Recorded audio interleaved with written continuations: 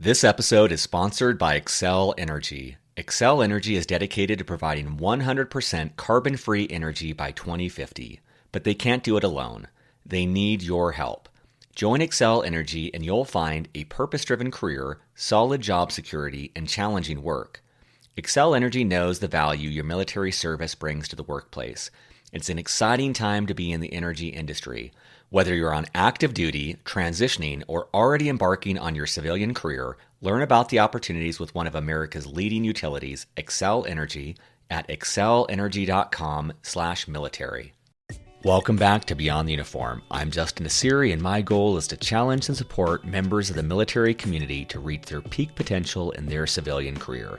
Today's episode number 335, Emotional Intelligence 2.0 with Dr. Jean Greaves. There's such a role in the negative self-talk that occurs inside our minds. And I'll give you one example for someone who's working overseas and they're calling home and they don't reach their girlfriend or their boyfriend or their spouse.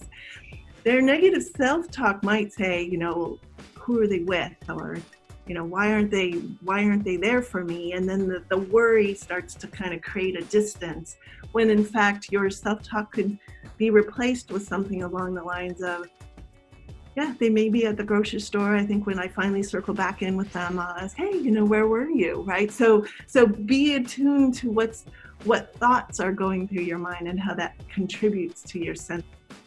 We received a positive response to episode number 320, Emotional Intelligence with Kerri Meyer, and wanted to go deeper on the topic of emotional intelligence.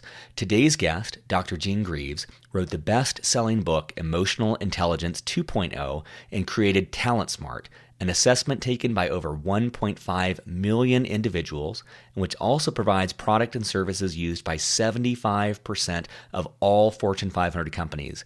To say that she is an expert on emotional intelligence would be a gross understatement. For this episode, we assume that you have listened to episode number 320, which provides a primer on emotional intelligence. So if you have not listened to that episode, make sure you do. If you have, then strap in for a deep dive on emotional intelligence, which is an absolutely essential skill set to hone for every professional, but as we'll talk about today, especially for military veterans. As always, at beyondtheuniform.org, you'll find show notes with links to everything we discuss on this episode. There's a few attachments that Dr. Jean Greaves has provided as well that you can download there as well.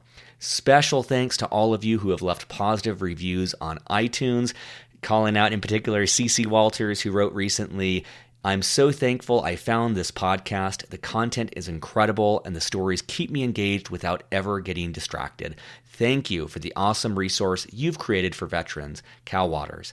Thank you, Cal, and thank you all of you who have written those reviews on iTunes. It helps us get the word out. So with that, let's dive in to my conversation with Dr. Jean Greaves.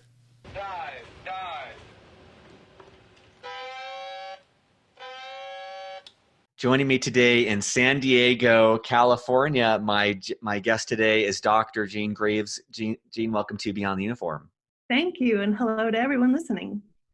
For listeners, I want to give a quick bio and then a quick disclaimer. So Jean is the CEO of TalentSmart. It is the premier provider of emotional intelligence training products and services used by over 75% of all Fortune 500 companies. She is also the best-selling author of the book Emotional Intelligence 2.0 and is also a presenter and executive coach in the emotional intelligence assessment and training coaching industries. She is skilled in executive development, coaching, and psychological assessment. She holds a Ph.D. focused on industrial and organizational psychology from California School of Professional Psychology and has a BA from Stanford University. She serves as board chair for Survivors of Torture International. Before I give the quick disclaimer, Jean, anything to add or amend from that bio? Oh, well, maybe I should share that we've been doing this work since the late 90s, really began to focus on emotional intelligence specifically since 2002. And at this point over the years, we've enjoyed many long-term relationships with parts of our military organizations. So I'm happy to be talking with service people worldwide. That's great. And that leads into the disclaimer, which is back in episode 320, I spoke with Kerri Meyer. The episode was titled Emotional Intelligence.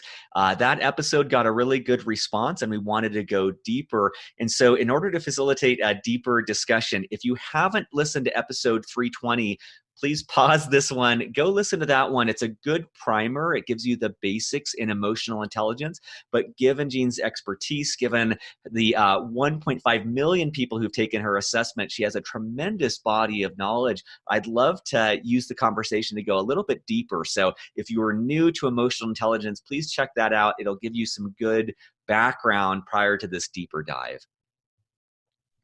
So maybe to set the stage, Jean, could you just share a little bit about what led you to start TalentSmart and to write the book Emotional Intelligence 2.0?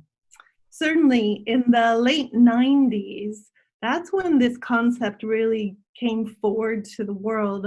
And it's as a result of work being done on people's brains with MRIs. So there was an intersection between knowledge coming out of the world of medical research as well as soft skill learning in the world of the workplace. So for the very first time, people had their biological connection to why soft skills matter.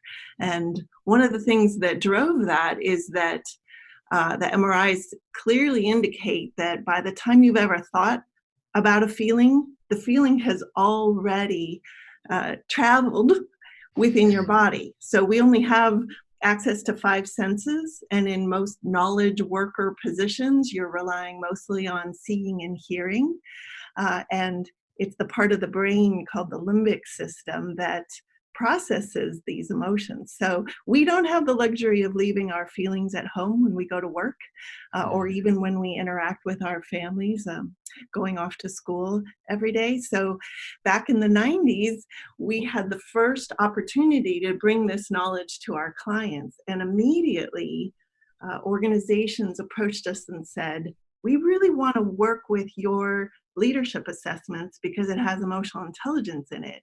And that was the first time it occurred to us to make these available to people outside, say, the San Diego area where we were working regionally. And by the time we wrote Emotional Intelligence 2.0 in 2009, the impetus for that book came from people interacting with us in the industry saying to us, yeah, we know now about emotional intelligence. We know it's important, but just tell me what to do. If I were already good at it, I wouldn't need more knowledge about it. So we had the luxury of having been in the business of assessing people and training people for over 7 years by that time across the US and internationally. And we were able to collect data and identify what differentiates somebody who has a high emotional intelligence and what somebody who has a low emotional intelligence is doing and saying on the job. So maybe we'll briefly define it as being someone who can recognize what's happening to you in the moment, and being able to do something productive with that knowledge, and being able to interact with people, read what's happening to them, and be able to interact with them and build, deepen, or repair relationships over time. So we put all of that in the book, Emotional Intelligence 2.0, but decided not to make it a chapter book. We thought most people have read a chapter. Here's what it is. Let me share with you a story. Let me go to the next chapter and tell you another story. People were like, no, please tell us exactly what to do. So we divided our database into categories of comments from coworkers and supervisors and peers and family members who outlined specifically, here's what you say and do when you're operating with a high emotional intelligence. So we grabbed all the people with scores 90 or above, and then we grabbed all the people that were scoring below 50 on a 100-point scale. And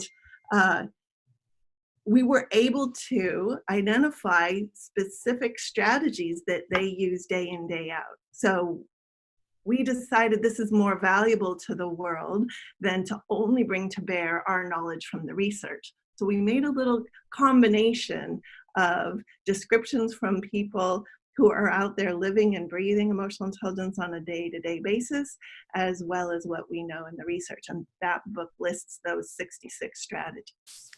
I love that. And correct me if I'm wrong on this, but one of the powerful things when you had said at the start about the MRI, what I heard you say was that the emotion occurs and then the thought, it is the precursor to the thought. And so it almost seems like the emotion is the foundational element of what is occurring in any interaction. Like we may have a thought or a story that we create in reaction to whatever that feeling is. But if you're able to understand your own feelings or interpret the feelings of others, you're really bypassing a lot of the what is said. Like you're really getting to the heart of the matter. You're going much deeper than just what might be said or the thought that's occurring. Is that fair to say? Yes. Now think about what the purpose of a feeling or an emotion is. It's really a signal, right? It's a piece of data on a biological level that's trying to grab your attention. So, thousands of years ago, this was our way of recognizing danger, right? So there's a cue in the environment that tells you must run, or you hear a baby cry and you're going to go and reassure and cuddle it. This increases our chances of survival. So fast forward to the modern day world, our emotional systems work the very same way. We don't change a whole lot over 100 years here or 100 years there. And so these emotions are surfacing to try to grab our attention. And we live in a world that sometimes says, put your emotions aside or ignore them. But an emotionally intelligent person is attuning to them and getting familiar with their patterns and doing things and saying things that are constructive on a day-to-day basis. Do you make any distinction or find a distinction between what's going on at an emotional level and what people might call like their intuition or gut feel? Because as you're saying that, I'm like, oh yeah, like your emotion is some sort of signal. Like how does that play in with one's intuition or what they might call their gut feel? Well, gut feelings play a role, but interestingly enough, in certain situations, they can steer us wrong. And one way that can happen is, let's talk about hiring situations. If we do EQ work with organizations on the end of screening someone, we have to share with them to be careful about falling prey to a bias of, I want to hire someone who reminds me of myself, right? So your gut feeling is, oh, I really liked them, but we teach them social awareness skills to begin gathering evidence that would prove to be, here are the avenues or the situations where they may not operate in a similar way. Or vice versa, if someone is coming across as very different than yourself, you want to be able to gather data and make sure your intuition is coming to the right conclusions. So I believe intuition plays an important role at the beginning, but as you interact with people, you have to attune to additional pieces of evidence.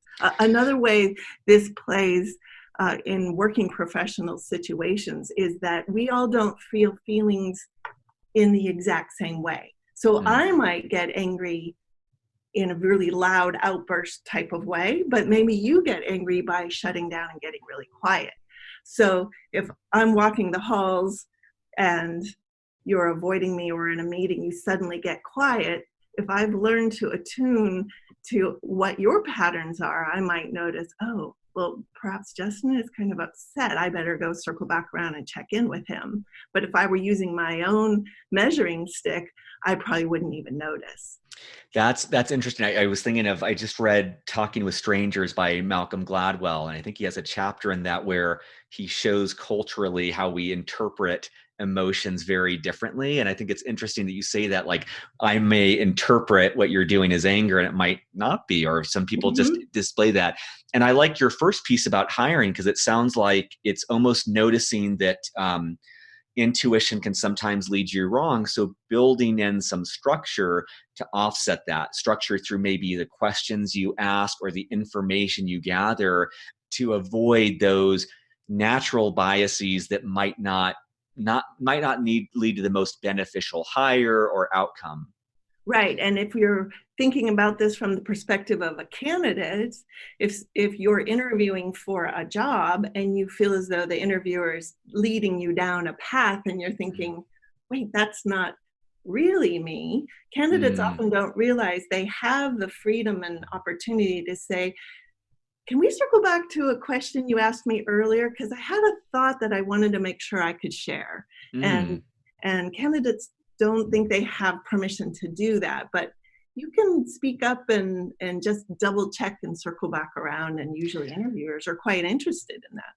That's great. So you're saying if I'm interviewing for a job and I get the sense that the hiring manager is viewing me a certain way, or maybe I didn't explain something well and I maybe presented myself in a way where I might be viewed as a dictatorial manager, or I might be viewed as cold or insensitive, or I might be viewed as a workaholic, to just kind of take a little bit of autonomy and say like, hey, let me reflect on that and add a little bit more information that shows that I'm not a dictatorial manager, that I'm not insensitive, or maybe add that missing piece to make sure they're viewing me accurately.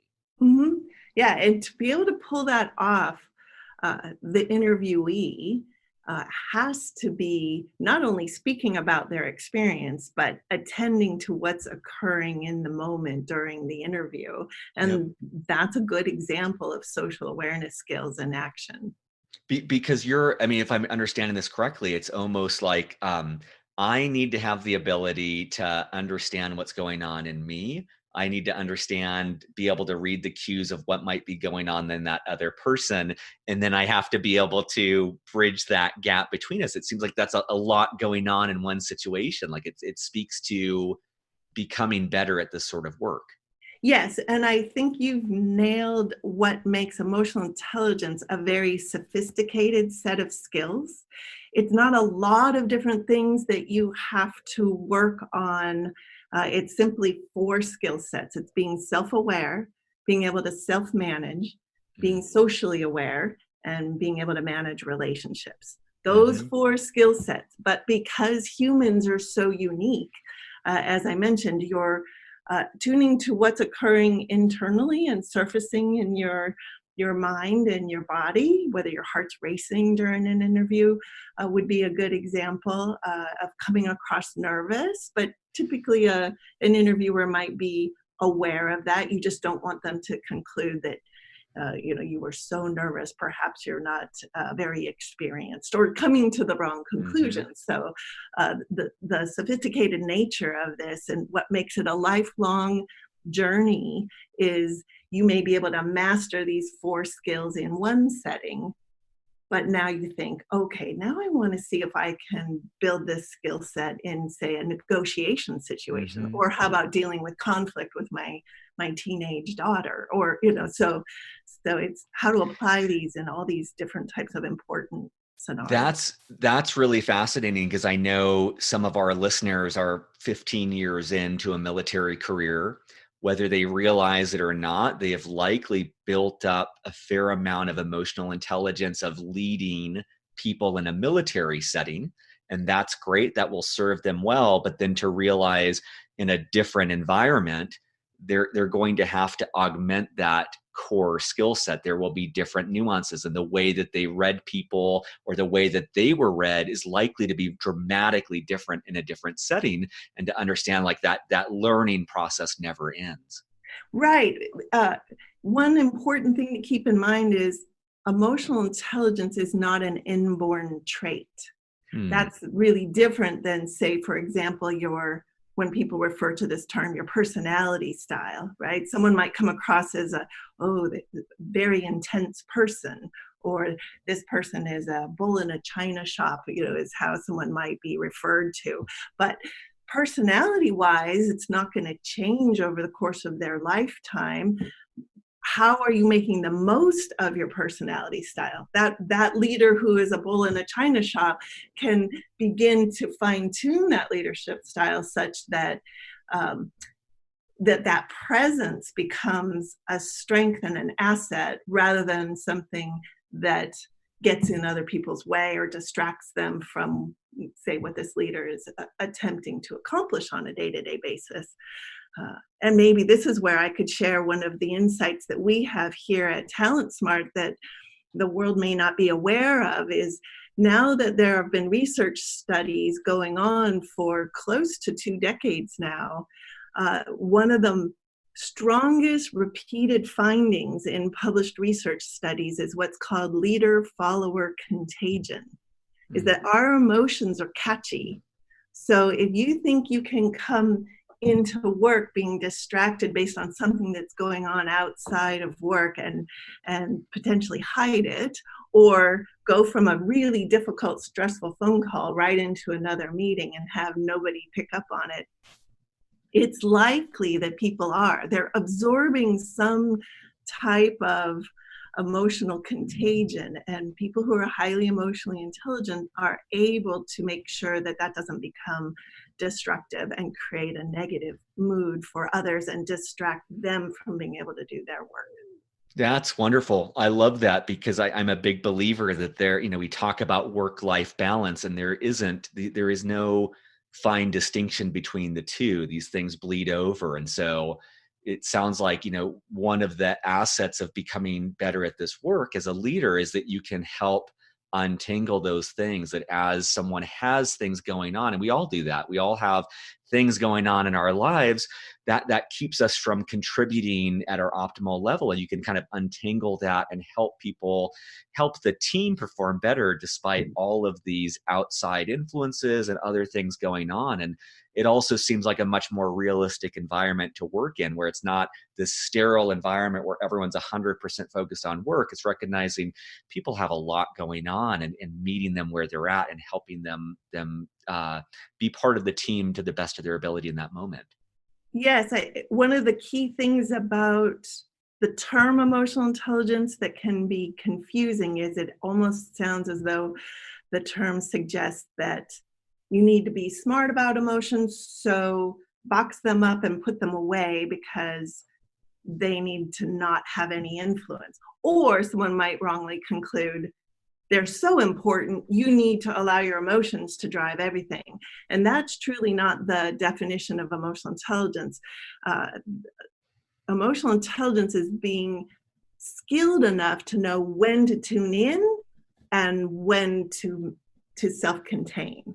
So it's having that wherewithal and presence in the moment, saying, yes, let me mention to the team that I'm distracted based on something else that's going on. That way they can interpret how I'm interacting with them as I'm not angry with them. In my coaching work, I'll often hear from staff or coworkers that I'm going to be coaching their leader, and they'll share with me that, it seems as though when he's in the elevator, he doesn't acknowledge me. So my conclusion is he doesn't like me, right? So the unknown is always worse than the known. And that leader rarely even is aware that that's the conclusion people are coming to, simply because they were so distracted they're not smiling at others or looking at them in the hallways. So this leader-follower contagion has the element of volume as well. So peer-to-peer interactions are one thing, but we feel the emotions of the leaders we report to at a higher volume. Mm-hmm. That places accountability squarely on the leader's shoulders for tuning into that and helping people understand what their patterns are. That's so interesting, because when you say that, it makes me realize that as a leader, as a manager, the almost ethical obligation to become versed in emotional intelligence, because our emotions, they are amplified. They do affect the people that we lead. And so the kind of the burden to be better at, like you said, when to contain, when to share. It made me think, this is years ago, but I had broken up with a girlfriend. I was interacting with one of my sales team members, and I just blew up. And he had interpreted that obviously as like that he had done something wrong, or his performance wasn't good, or his job was in jeopardy. And I thankfully, shared with him like, oh yeah, I just literally broke up with a relationship. That's what's going on. And it just kind of changed, obviously, the nature of the relationship. But had I not shared that, I could see how he would have internalized that. It would have affected his performance. He would have thought it was something he did wrong, or that I was awful manager, or whatever else it was. And that's what came up for me when you said that. Yeah, that's a really nice reference to a strategy called using a fix-it statement to a broken conversation. And when you're upset and you blow up at someone, that isn't always the moment that you can catch yourself. So even in that scenario, which sounds like you caught yourself right away and comment on it. So that was a great thing to do in the moment. But had you realized later, the next morning, you can still always circle back around to the person that you accidentally brushed off or blew up at and say, I was thinking about our conversation, and I think that I got really worked up over something that I wouldn't normally get that worked up over because of these other things happening. In a way, you can offer an instruction manual to people as you move through your work day or your work week or your calendar year. And imagine the person receiving that. They would just feel such a sigh of relief, like, okay, good. It wasn't me. Because when someone blows up at you, you viscerally absorb it. It's an unsettling experience to be at the front end of someone's strong emotion. Mm-hmm. And I realize the cost too. Like when I've been on the other side, that my experience is that 3-minute interaction that lingers for days. Like certainly immediately afterwards, I'm not present on a call with the client, or I'm not present on whatever I'm working on. Like it's really, if you're even just looking at this from an efficiency standpoint, to realize someone had once told me that in a relation, I don't know if this is true or not, but in a relationship, 1 minute of arguing takes 9 minutes to repair. And it just kind of planted the seed of like, yeah, it's when we have these disruptions, the impact goes on for so much longer, and it takes a lot of effort to overcome that. So I love what you're saying from even just an efficiency standpoint, let alone being a good person and good human being in the office. Right. I think these emotions that people experience, like a negative emotion, let's name a couple and take the power out of them. One example would be when you think, oh, I hate interacting with that person because they get so defensive, right? So what is the word defensive? We've all felt defensive about something. It means that you're defending something that's important to you. It might be your pride, or it might be your the budget for your staff that you just found out is going to be cut, by 30%.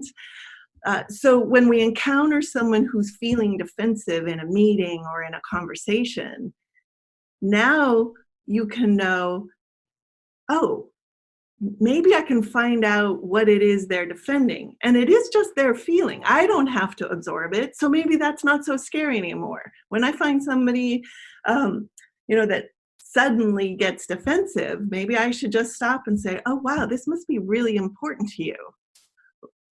What is it about this that makes it that's that key? I want to learn more.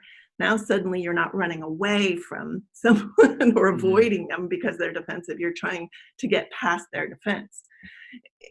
So that's guarding, right? The other one would be this anger, or frustration is sort of a mild form of anger. Well, when someone feels frustrated, they start to kind of bubble up, and you almost think, are they going to blow? Well, frustration is someone probably trying to get to a goal, but there's something in the way of the goal. So now they're frustrated, and they're going to try to get past it. Now it's not so scary. I love that.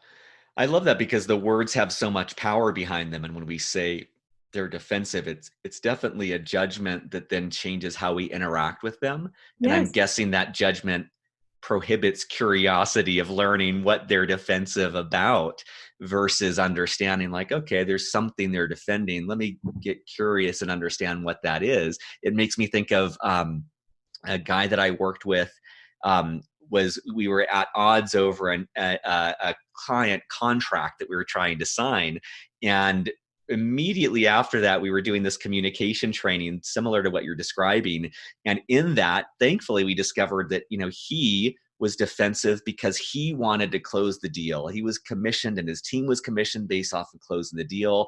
And I was defensive because I was really concerned about retaining clients and making them happy. And I didn't want to overpromise things.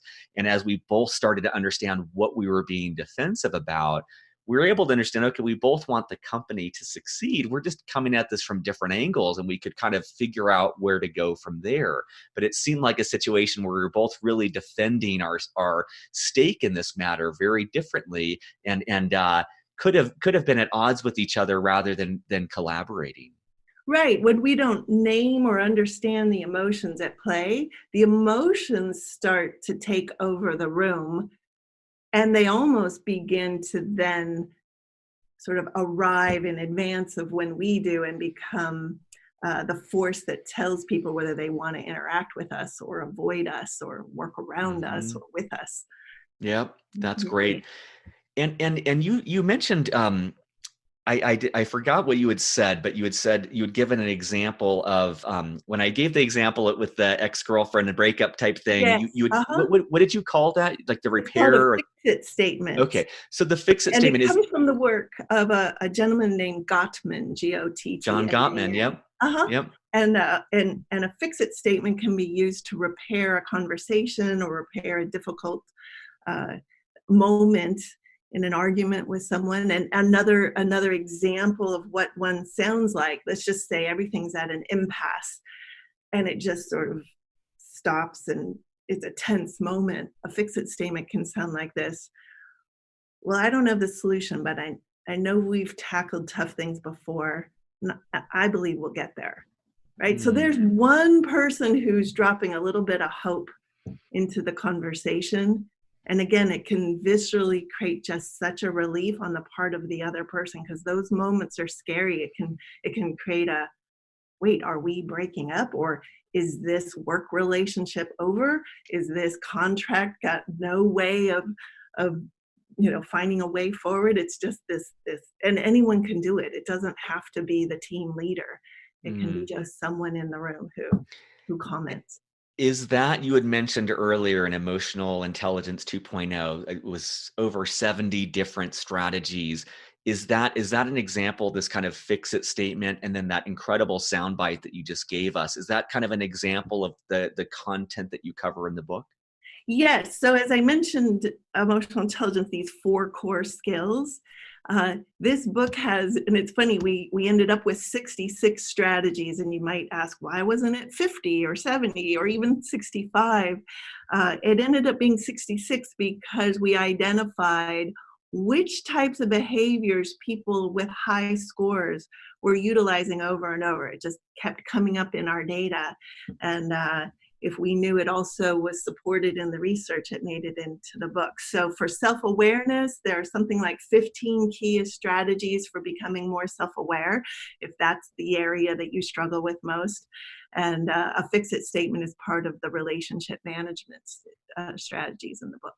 Yeah. That's great. I'm imagining a lot of listeners, with a military and veteran audience that loves structure. I think that the structure you're providing there is great. And I just really appreciated that soundbite you had. I don't have the solution. I know we've tackled things like this before. I think that's incredible. That's like such a great sentence to have in your toolkit, to be able, in those moments of crisis, essentially, to be able to drop that in. And I can envision in a tense team environment, or even in a relational, personal relational matter, how that would shift the dynamic, how it would get people out of that fear of like, what's going to go on.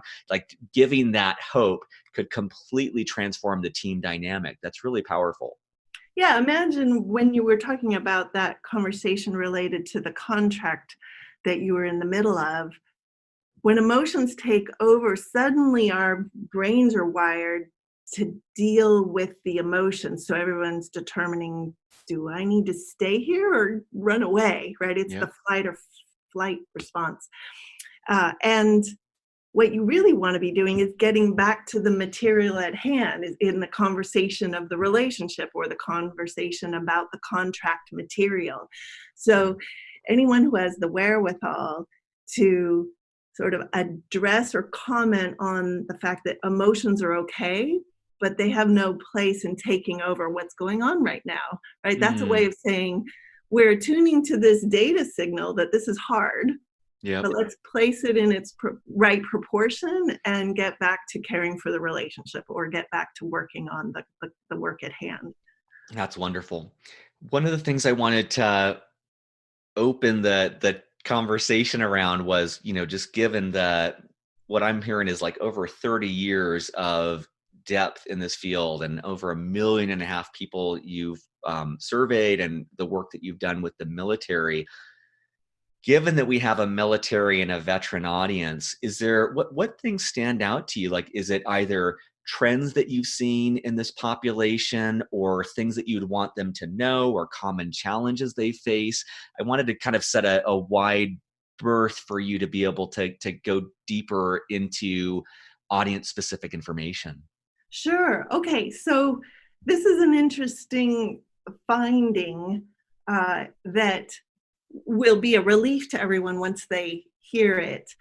When we look at trends by profession, it turns out there are only 3 statistically significant groups of people with higher or lower scores in EQ. The customer service profession does score higher than all other professions.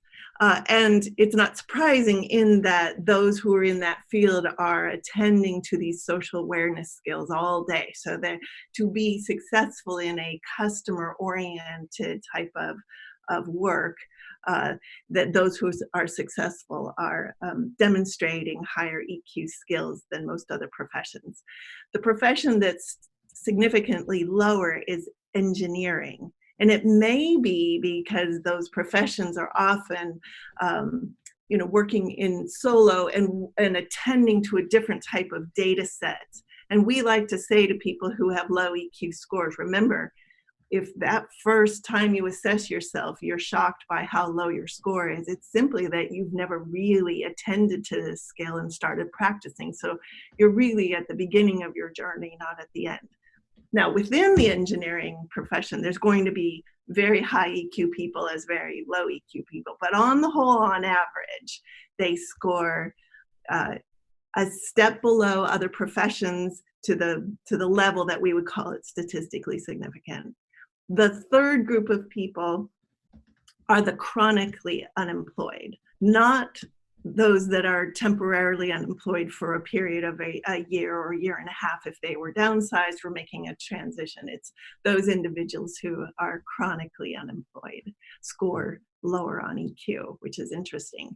So within that, I have no shocking results for you for our military professionals, right? They aren't necessarily higher on social awareness or lower or higher on self-management. Within the profession, I will say that the training for the military profession will increase self-management skills, right? Because as a culture, the military isn't going to allow for freedom of saying and doing whatever you like, the way a core team pursuing innovation might push themselves to be, right? So this is back to how we are wired as humans. We're so universally similar in this respect, but on an individual basis, what I need to work on might look very different than what you need to work on. What I love about that is, well, a couple things. I appreciate when you said that with the engineers that might be discouraged. The sense I got is like, the first time we may have had to do a test involving push-ups or pull-ups of like, if you haven't been training for that, you're not going to do great. And it's not like you throw in the towel. You just realize like, oh, I should probably do some push-ups every day or some pull-ups every day or whatever it is that you're being evaluated on. And as you said earlier, it is a skill that people with practice can improve. It's something that's not fixed. It's something that can grow. And I hope that's really encouraging too for listeners. I was expecting you to say that there was some sort of statistical, because so many hiring managers I've spoken with have said that often the perception of someone in the military is that they are insensitive or things like this. And it sounds like, you pointed out something great, which is that there's perhaps not the freedom of expression in the military compared to maybe a tech startup where there's innovation and there's a lot of relaxed communication. But on the whole, it doesn't seem like there's an extreme deficiency that our audience needs to be aware of. Right. I think when they hear those kinds of generalizations, they come from a place that is pointing to a culture clash, not a trait or something about the person. So it could end up being that all of us, as we enter our professions and begin working for different kinds of organizations, we begin to absorb the unspoken rules of the culture that we're working in. Even within one organization, the unspoken rules in one department could be very different than another department. So when we move from job to job, we have to be mindful that we're stepping into a new culture and a new set of unspoken rules. So your social awareness skills become highly important. I'll give you a couple of examples. I did some work over about 3 or 4 years with a multinational organization and flew to Geneva and Shanghai and parts of the US to work with groups of about 50 leaders. And this was easily 5 times a year over the course of 5 years. And time again, I would hear about someone who had been leading a business unit, say, for example, in Europe, who was then assigned to Kenya, right? So they're entering a place in a new business unit in Kenya. And after going through the session where we were working through these skills, they often came to me and said, I realized I made the mistake of coming in the first 3 months with all these kinds of plans and ideas, and I missed the opportunity to really listen in those first few weeks and then meld the ideas that would come forward from the business that I was entering into what my plans were. And it made it more difficult. We wasted a lot of time, and I may have overlooked the importance of investing in those early relationships so that I could draw on getting to know them and build from there. So that's an example of even those people outside of the military, when we make a change from one place to another, is that we're entering a new space, and we may have to self-manage and listen more at the early stages. But ultimately, I don't believe that the military skill set does any damage to any new organization. It's really finely tuning how to apply what you bring in the right way at the right time. I appreciate that aspect too, of realizing that for our audience who might be going from military to a civilian career, there's certainly the transition there, but realizing that the process you're undergoing and learning a new culture and those norms and those things, that's the same, that occurs within a company from one department to another. As you switch companies or geographic locations, it really underscores the importance of that openness and learning and constantly reevaluating the new environment that one is in. And I also I think I did have kind of a simplistic understanding coming into the conversation where I was expecting you to say it like, oh, veterans do X, Y, and Z, and that's what to work on. And I think the more nuanced answer that you had was that this is very, very, very individual. All of us have different strengths and weaknesses, and we have different ways that we manifest our emotions and all of these things. So it really is, regardless if someone's in the military or not, it really is a very personal discovery of figuring out one's own inherent settings and how to improve on that. It's not this broad set of criteria that applies to people who've worn a uniform. Right. Very true. Even think about how you grew up and what occurred at the dinner table in the family you grew up in. Some families consider it a sign of respect to have a healthy debate, and if my dad took me on, then I knew I finally, was interacting with him peer to peer. Well, I may grow up and bring that into a workplace and want to take on someone with a job title higher than mine, and suddenly they're like shocked that I'm being disrespectful, but their conclusion of being disrespectful might come from how they were raised. I'll give you an example. In my family, I come from a Swedish culture, and I'm the youngest of two older brothers, and I'm an introvert.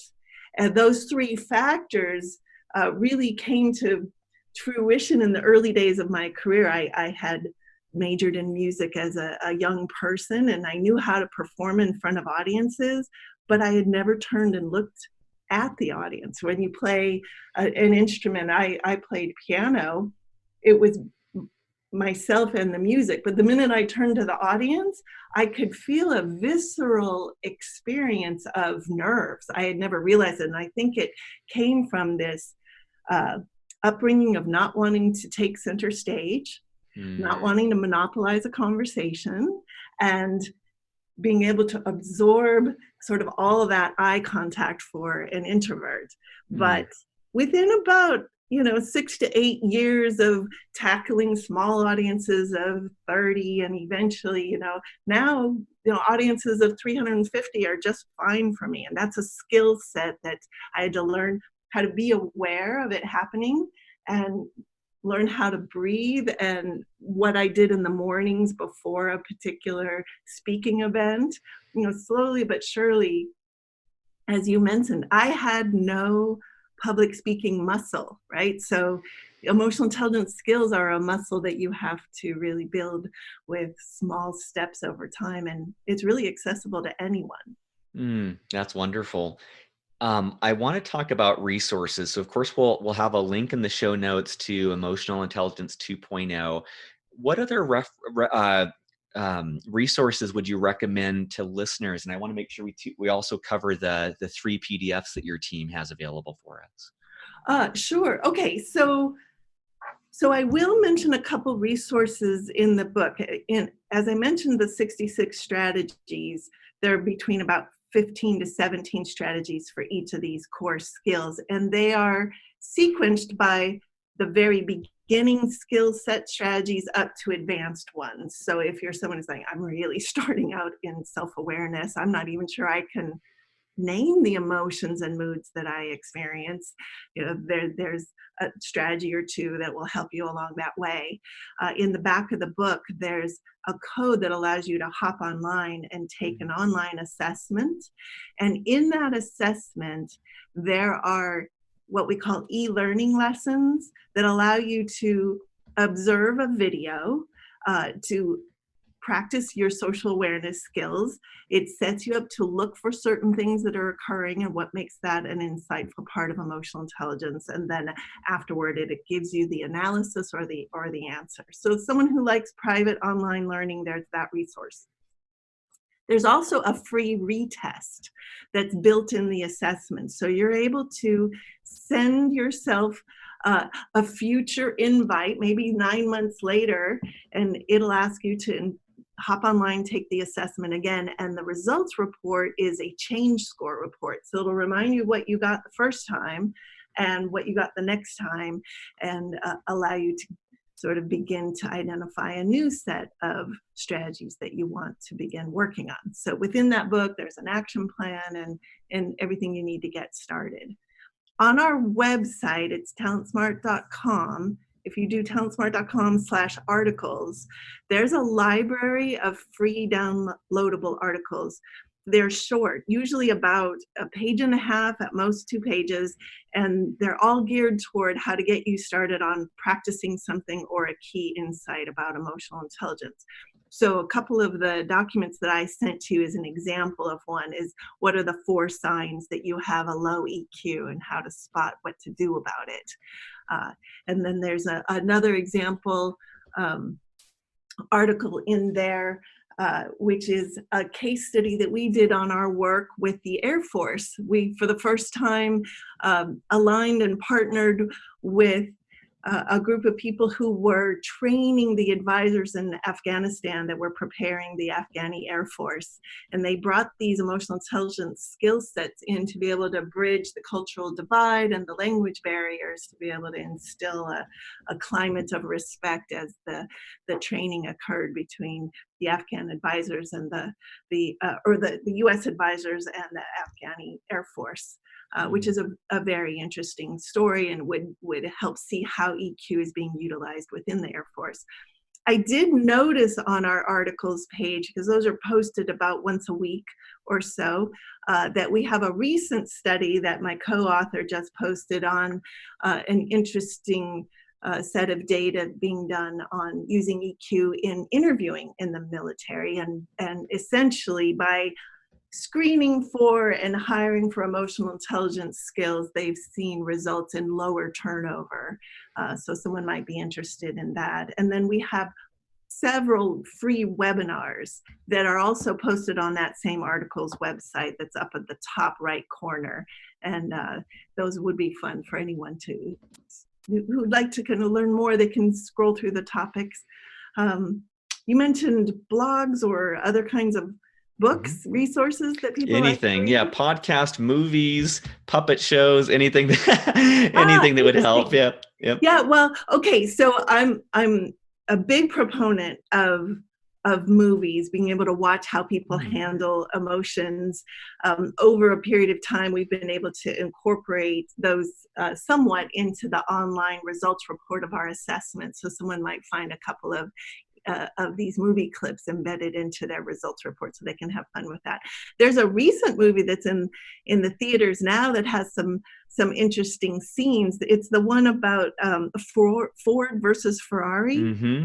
It's currently in the theaters, and there's if you haven't seen that movie and you're looking forward to watching it over the holidays, see if you notice the growth and the change of the race car driver in how he handles his emotions and how he uses them for constructive purposes and growth over time in that movie. It's a really fun example, and you'll be practicing your social awareness skills as you do it. There's a podcast called Invisibilia. I don't know if you've heard that term, but they do explore in several sessions about how we handle emotions and how our brain is wired. So that's a fun one to explore, that I would say. You mentioned Malcolm Gladwell. If there's anyone who's really interested in reading what experts in the field are finding in a way that summarizes it for someone who's not an expert, there's a very interesting book called The Science of Evil. And I think it's named incorrectly. It sounds like a scary book. It's a very small book. It's written by an MD, but the book is really about empathy and how humans are really either other-oriented or have difficulty being other-oriented. And if you're a person who's got difficulties in being other-oriented, you might have more practice than someone who can feel the emotions of someone else. And that book really outlines how to spot when that happens, and maybe some things that parents can do with their kids if they find that their child is having difficulties early on, and being able to relate to someone else or not understand when if they hurt someone, how that feels to be in someone else's shoes. It's a very interesting book. That's wonderful. For listeners, I'll put links to all of these resources in the show notes, the PDFs. I love the fact that the assessment has the retest. I think that really reiterates how this is a constant skill that you're developing. And so 9 months, 12 months later, you may have a completely different set of exercises to really work on. I think that's wonderful. I think it's great that you outlined two different articles with the Air Force and then the one about the military hiring. And I think listeners will benefit from those.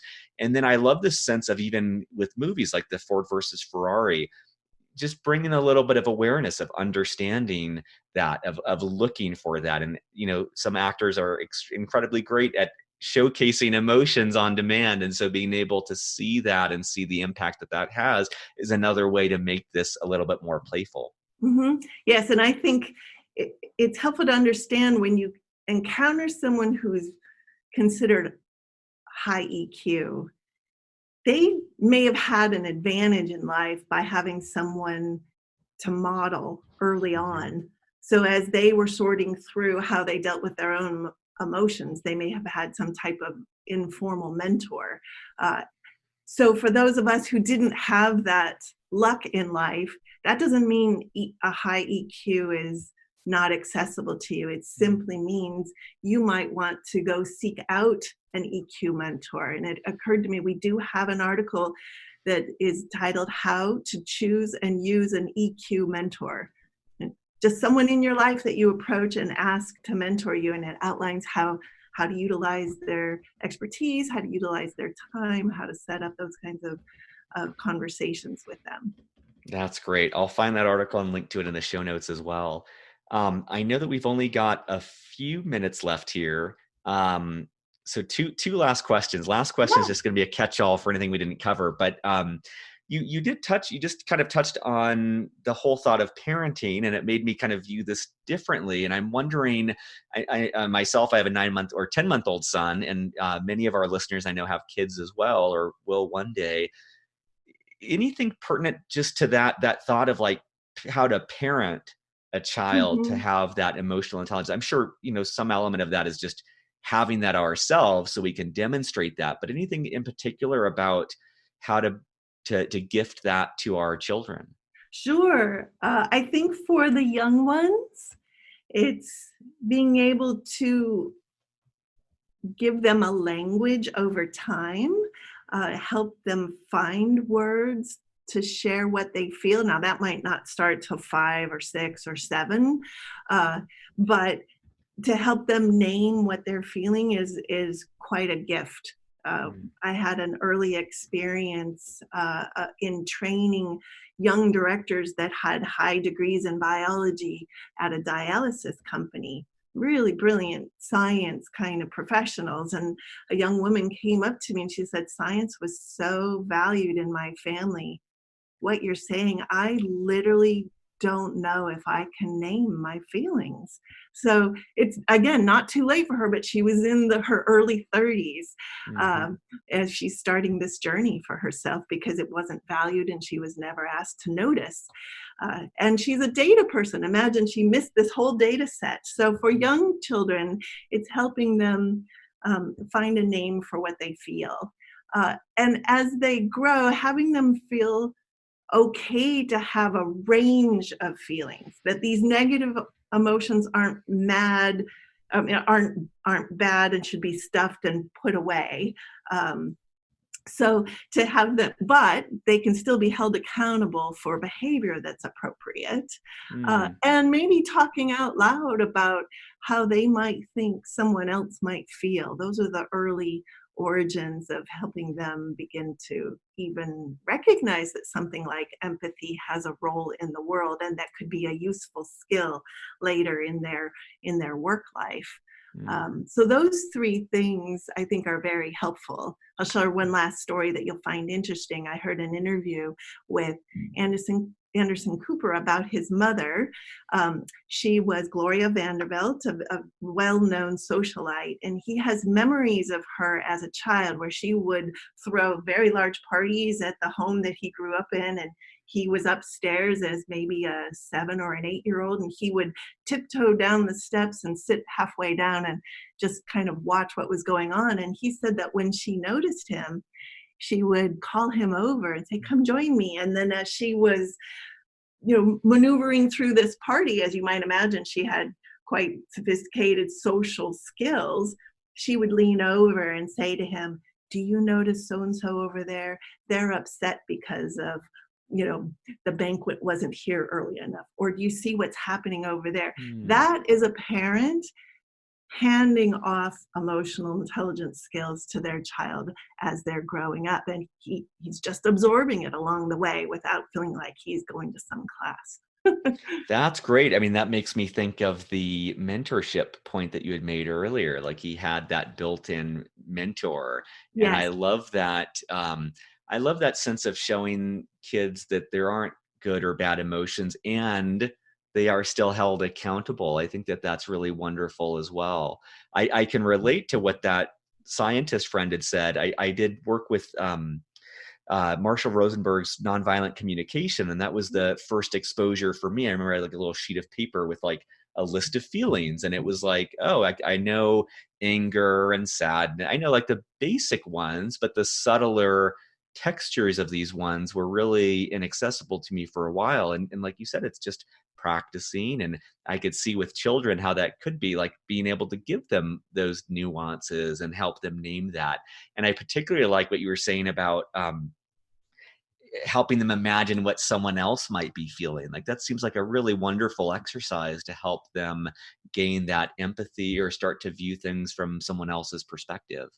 Right. And I think as parents, we often think we have to have all the answers or to be perfect. But if we come home after a difficult day at work and now we have a 12-year-old or a 15-year-old in our home, it's certainly appropriate to say, I had a really rough day at work. If I feel a little on edge, I want you to know it's not you. Because by the time our teenagers have lived with us this long, they have this fine-tuned radar of when to avoid you or when not. And they will also inadvertently conclude that what you're feeling has something to do with what they've said and done to you. And that's where their gut feelings are wrong, because they're going to think that you're disappointed in them when in fact it was something that happened at work that day, right? Mm-hmm. So it's okay to model for them these ups and downs in life, and to say, I would love to hear from you how I come across when I'm stressed, and have your teenager tell you. That not only tells them that you're still learning and want to be aware, that tells them that it's okay for them to figure out how they operate when they're stressed. That's wonderful. Well, I always like to leave the last question open-ended, and you can take it either as, we've covered so much ground. Yes. I'm sure there's things that you wanted to talk about that we didn't talk to, so I'd love to make space for that. Or just what are some final words of wisdom that you'd like to leave listeners with? Well, maybe I should wrap up, because as we, touch base on all these different types of topics, the takeaways I would hope is that this skill set is learnable. It's learnable within 6 to 9 months of repeated practice on very specific strategies. It doesn't mean you'll master the entire skill set in 9 months, but if you want to learn, say, for example, how not to interrupt everybody so much, there's a couple of strategies in there to how to practice that. Give that one narrow thing a shot at 4, 5, 6, 9 months of practice, and then move on to the next one. Give yourself permission to take a while as you start your journey. Think about your work day or your school day as this gym where you can exercise this muscle with each new person that you encounter. Don't ever consider an interaction as failed, because you can loop back around and give it a second try. Someone who has received, the brunt of one of your lowest EQ moments, they will be happy to receive and I'm sorry, and can I share a little bit about what was going on with me when I did that, and then you get started in a new path. And so that's really kind of my hope for everyone. We've been so pleased with the work with the Air National Guard, with the Air Force. We see a real connection with resilience, which we also know has been valued by the military profession. So for people who are interested in knowing where there's a connection, we see these skills as being able to kind of support people. And the last part that I will say that might be new is there's such a role in the negative self-talk that occurs inside our minds. And I'll give you one example for someone who's working overseas and they're calling home and they don't reach their girlfriend or their boyfriend or their spouse. Their negative self-talk might say, who are they with? Or, why aren't they there for me? And then the worry starts to kind of create a distance when in fact your self-talk could be replaced with something along the lines of, yeah, they may be at the grocery store. I think when I finally circle back in with them, I'll ask, hey, where were you, right? So be attuned to what thoughts are going through your mind and how that contributes to your sense of reassurance or confidence in your relationships. This is wonderful. Well, thank you for taking the time to speak with us. Thank you for the work you're doing. I know that listeners, this can impact their professional lives, their personal lives, their parenting. There's so much that this impacts. And so I appreciate just your life's work that you've contributed to the world, but also for taking time out of your schedule to do a deeper dive with our audience. And it means a lot. Yeah, it's been my pleasure. Service.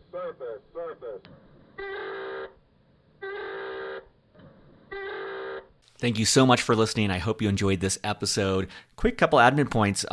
We release brand new episodes every single Monday and Thursday. Those are usually recorded about a month or so before they go live. And every Monday and Thursday, we have an interview, usually almost always with a military veteran about their civilian career. More and more, we're starting to add in experts who may not be veterans, but may have some expertise that will help the military veteran community. Saturdays, I typically post more of a behind the scenes episode, which is a free form format. I try to use what I'm calling a mullet format. And by that, I mean business up front, party in the back, talking through admin points, professional topics related to the podcast. It might be a conversation I had that week. It might have been an interview I had that week, but just trying to share things that are top of mind that may help you in more of a free form, straight from the heart format.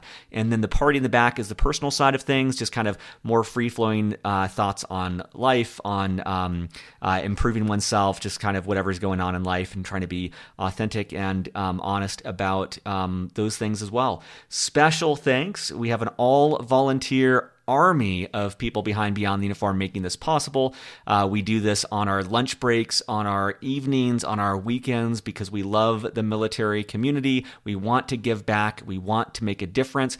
We want that as part of the purpose in our life that we valued in the military. So special thanks to Steve Bain. Steve does pretty much everything. He helps secure guests. He does our newsletter. He keeps the reels rolling and keeps me sane. Kathleen Dillon, the first person to join our team. She writes text transcripts of every single episode. It's wild. She keeps up with 2 of these a week despite a demanding career and education right now. But those transcripts help us get more SEO value, helps her audience more. Andrew Woolridge is our data guru. He helps us understand the numbers, which is the easiest way for us to figure out how we can better support you, and adds kind of the data oversight for that. Rick Healy does all of our social media. He is gaining more and more of an audience for us by getting our videos, getting our podcasts out on social channels. The best way to stay in contact with us is if you go to beyondtheuniform.org, there is a newsletter. You'll have a little pop-up that comes up. You can put your email in. We email twice per month. We try to be respectful, but it is a great way to get appraised of upcoming events, upcoming interviews, promos where companies are giving discounts to Beyond the Uniform listeners, and more. This does cost money to put on. We are committed to not charging veterans directly, and the way that we kind of offset costs is through corporate sponsors. So if you know of a company that would like to get in front of a military audience and their families, that's one way that we can both add value to our members, but also offset the costs of Beyond the Uniform and give us a little bit of budget to start expanding what we're doing. So that's the best way you can help us. If that's not something that you can do, a positive review on iTunes is greatly appreciated. Have a wonderful week. We will be back Monday, Thursday, and Saturday with more interviews. And keep up the listening. Take care.